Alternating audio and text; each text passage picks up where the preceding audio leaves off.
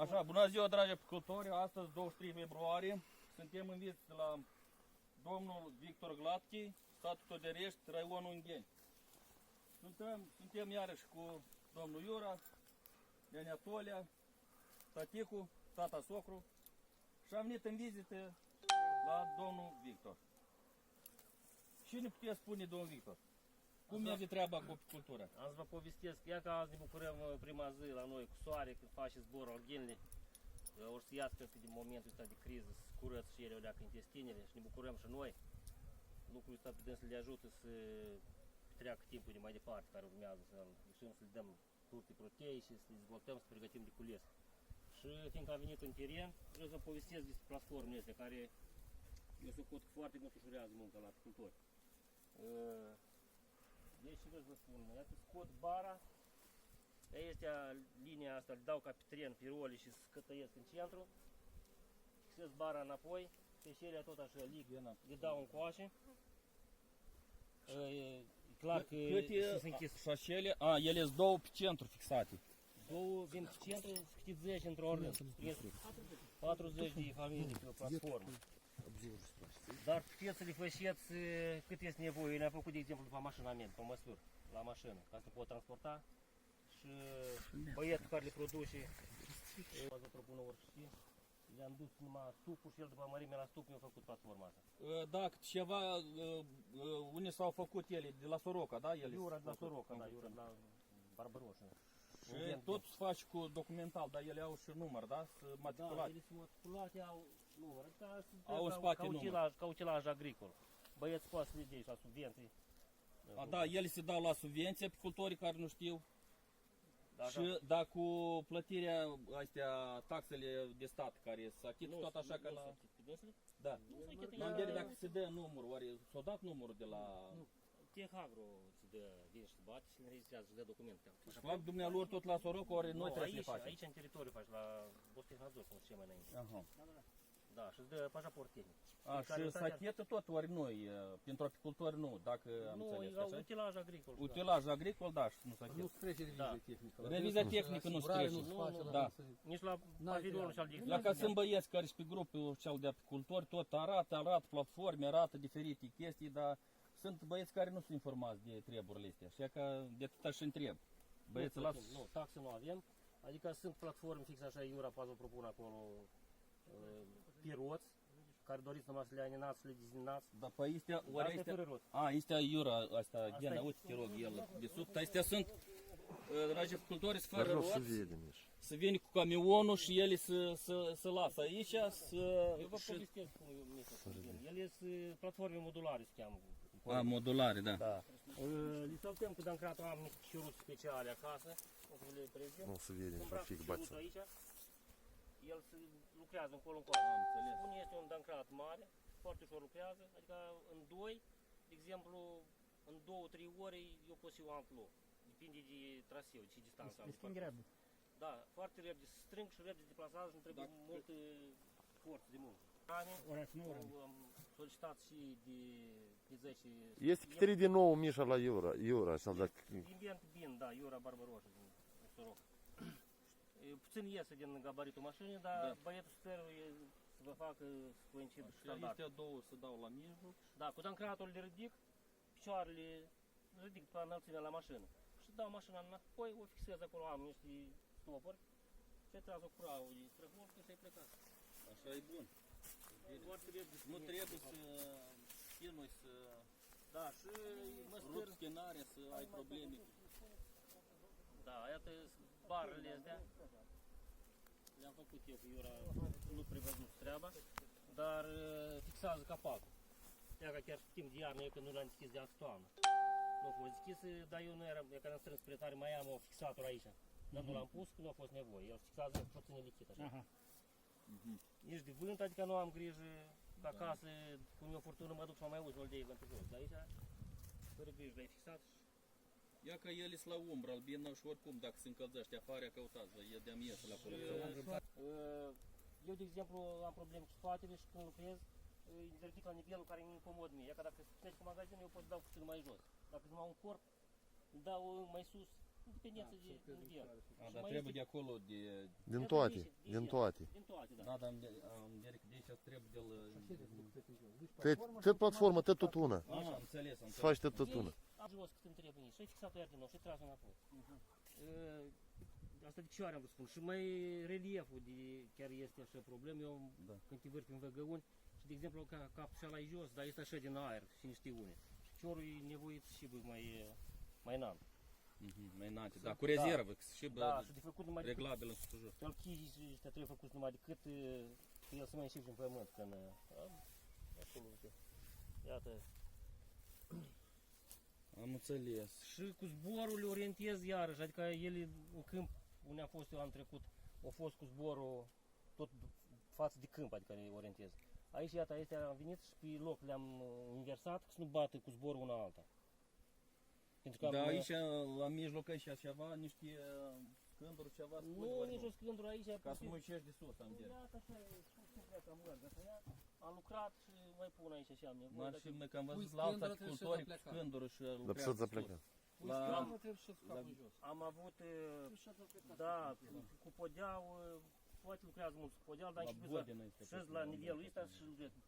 Sara de-mi ești obosit, nu mai pot să dau. Și mai bine așa din picioare. Eu da? pentru mine așa e mai bine. Sunt alții care au cu podea. Da, să Podeaua- urc sus, da, și lucrează de sus. Am văzut și așa, da? Podea iura pune de siercă de cei care metal, adică e ușoară. A, el tot face și cu Da. podeaua. Faci podea, orice dorință faci. Bun, bravo, băieți, fac. Uite, cu poțșivni și stau. Da, am venit, de exemplu, iată, am șurubat, am dat vara într-o parte și te apuci de lucru. Da, Foarte bun. ușor. E bine. Și putem să ne uităm, putem să ne uităm la vreo două familii? Da, da, da. Vara când le muți dintr-un loc în altul și le deschizi urdineșele, nu o să încurcă alghina. Când ne mut cu loc? Da. Să așa de aproape între destele. Nu, dar eu, nu. Lucrează foarte bine. Nu am în vedere că deodată când le aduci și le dai drumul. N-am avut probleme niciodată. Nu se schimbă alghina mai mult. dintr-un Chiar sezon. eu am avut, ședem lângă către Polosau și lanul de soarelul, de exemplu, numai pe astea nu le pot pune să zboare încolo, pentru că zboară în spatele la ele. Da. Dar din dreapta într-o direcție, adică, iată, 1, 2, 3, 30 zboară într-o direcție și de și cumva mă uit o poieniță sau Să aibă. ferestrucție în Polosau ca să poată zbura. Nu se bate, e ușor de lucrat.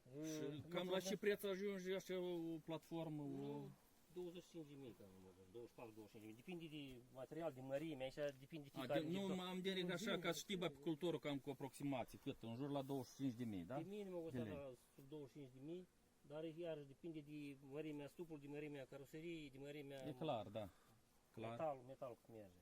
Nu, că se vede că e pus metal foarte bun, grosuț, se vede că e trainic făcut. Da, sunt calcule care trebuie luate anume în vedere, pentru că el între, iată, aici l-am rugat să încape mâna, să poți lua Da, da, și e clar. Să fac multe calcule. lucruri, da. Merge pe role și se duce foarte ușor, bine lucrează și iată, el când le strâng, practic podeaua asta iese, că îi pus în două cui. Da, O da. iei și o pui deasupra pe stup și îi pun aiestea și am fixat curat. Clar. Da, poți să vezi. Dimineața mă vin datul la Dar e și tătii soare. Dacă care cu urdiniță la...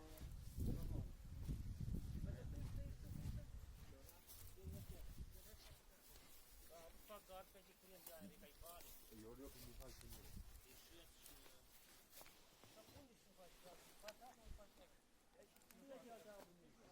Așa, dragi apicultori. Cam așa arată platformele.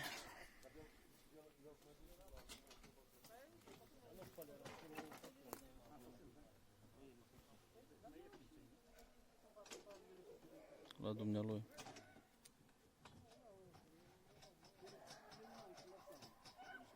Foarte bravo, foarte bine.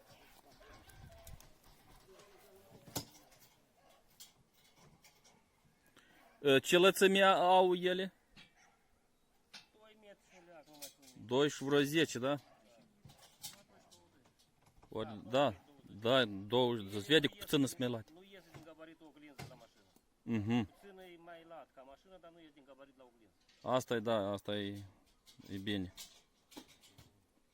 Cât cântărești? ușoară, nu știu. Fără stup, cred că nu e așa de grea e. Poți să o leși așa. A, așa e cu cui, da. Scoate. Deasupra. Super.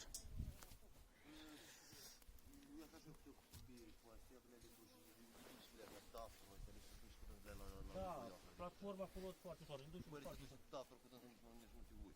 Care are zbor mai bun? Ia că eu cu eu dar nu mă n-a de că pot vorbi să mă dea, dar dacă eu zic să la mine să mă duc să nu, am urgit, am venit la noi, cum să ies direct de pe așa.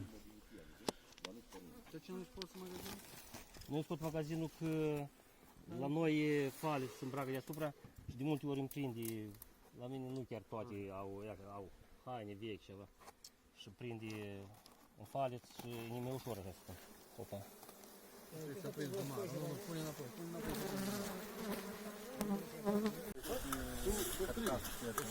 Dragi culturi. Dar așa fac demontaje. Adică să stă până la toamnă. Și poți să ne spui nou așa o puțină biografie, cum, de unde, prin ai ajuns apicultor. Cum ai ajuns Istoria, apicultor? da, din tineret, da, eu povestit-o la o simplă povestire că albina face un stup, adică e divizată munca. Sunt care ventilează, care păzesc stupul, care aduc apă, care lucrează, hrănesc puietul. Mi-a stat foarte interesant, am și pe studia în detalii lucrul ăsta și mi-a plăcut. Adică e o societate foarte organizată. Foarte bine lucrează. E dorit și la noi, și în societatea umană așa. Da.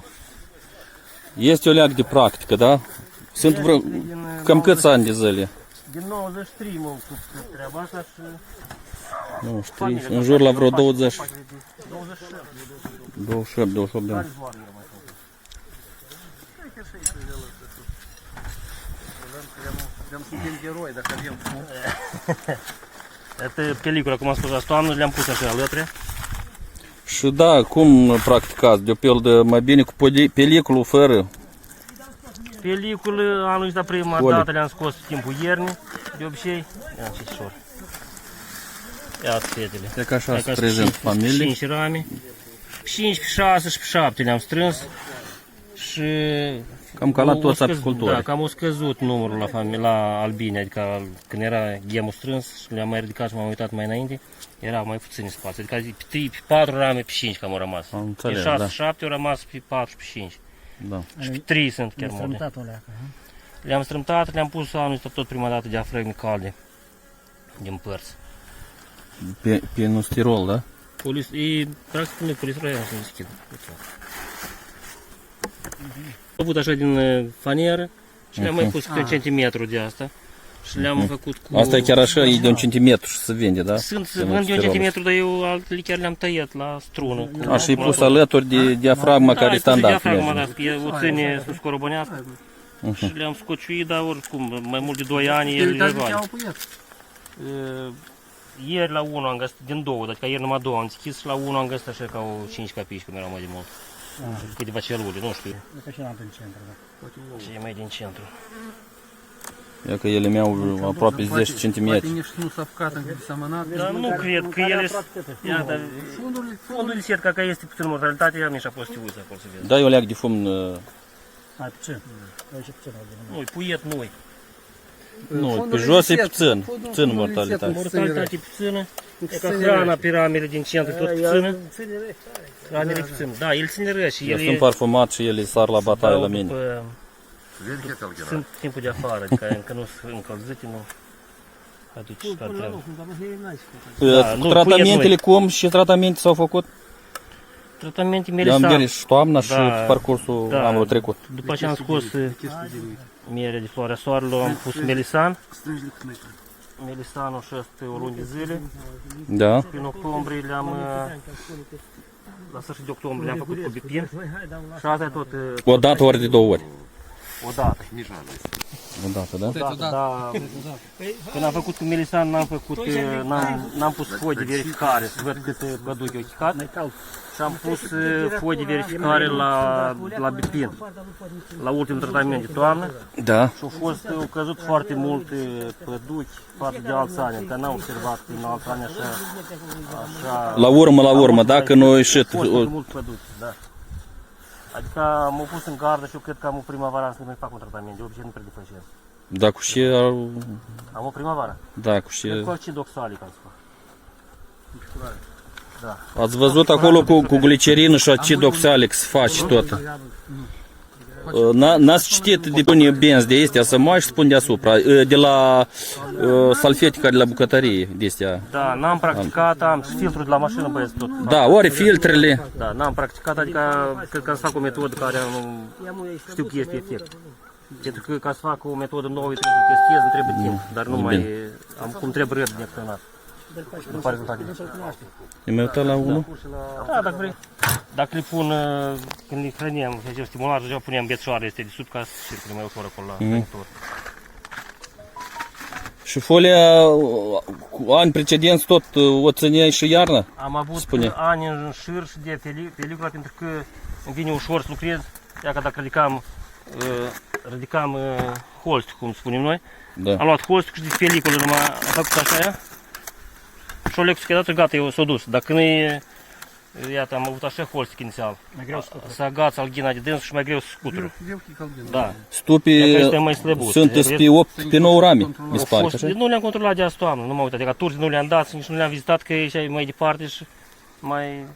Am adus stugul să fac gardă și n-am mai reușit. Au fost ca pe 6 rame și că uite, 1, 2, 3 spații are. Au rămas pe 3. Zic că stupii sunt pe 8, pe 9 rame, mi se pare, așa? Completul de 9 rame, da. Completul de 9, dar Completul, da. practicăm de obicei pe 8 că mai pun hrănitorul. Și hrănitorul are creștere de șară, are, îi pun list artificial. Am înțeles, Și o de folosesc- desubt. O folosesc la multe ca ram oarbă și scot trânturul. Da, da, da. Și varoua să totodată, da? Mai eliminăm varou, e o metodă biologică Elimin. de plup cu varou. Da, da.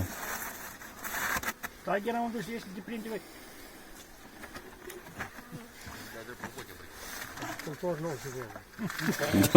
El s-a dat de El de atâta fuge să nu o prindă.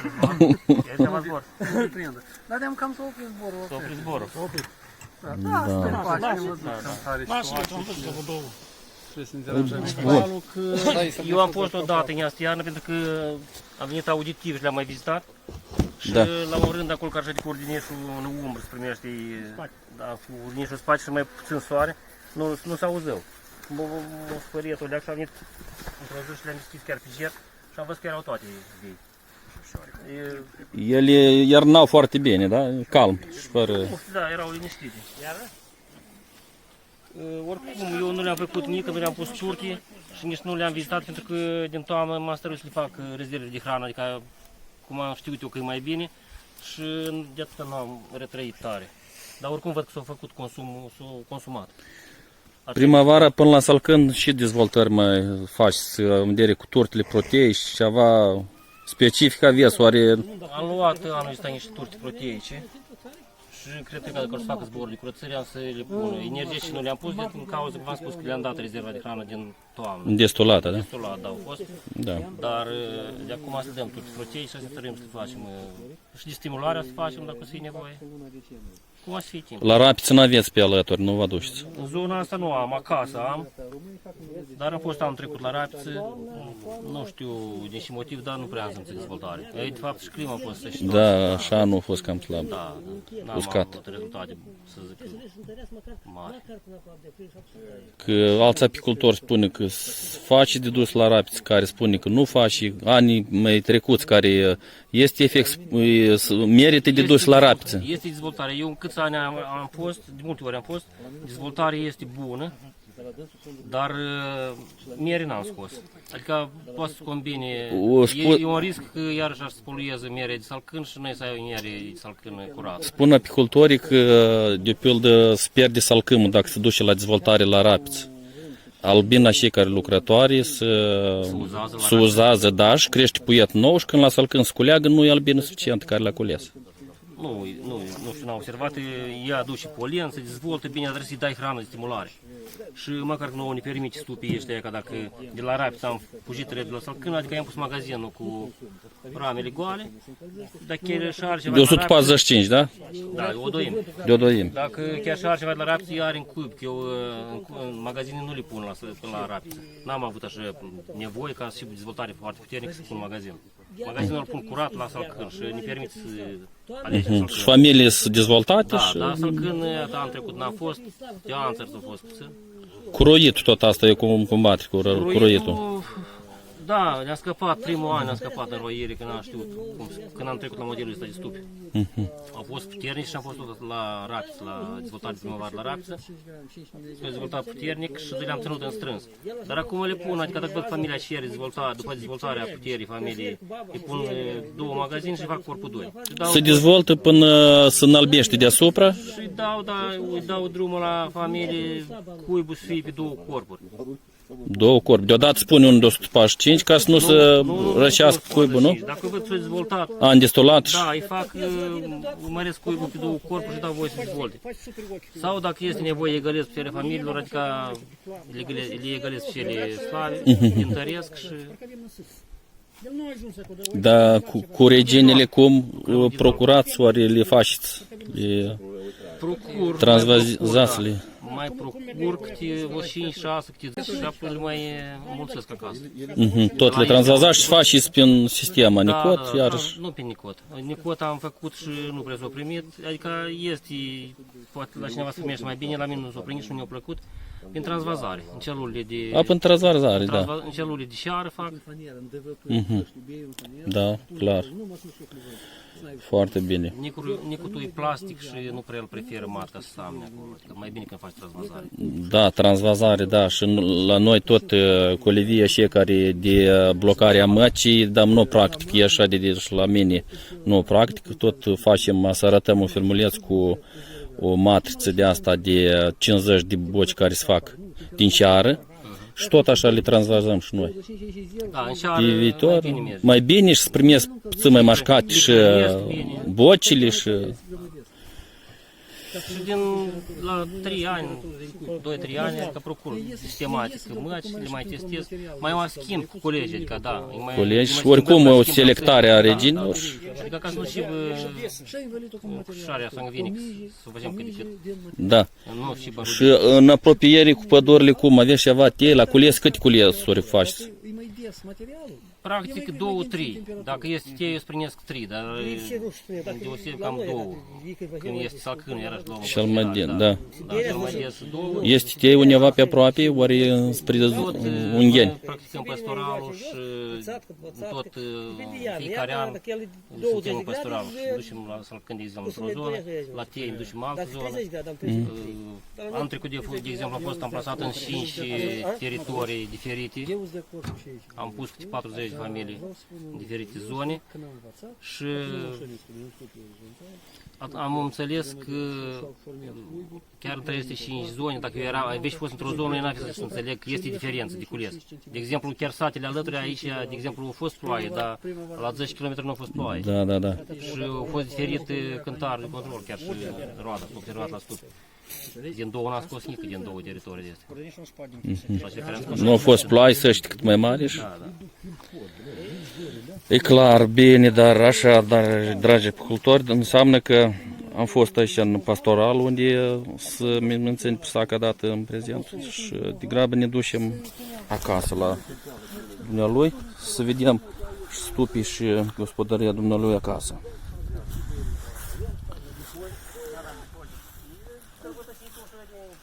Așa. Pădurii, dos. Foarte bine.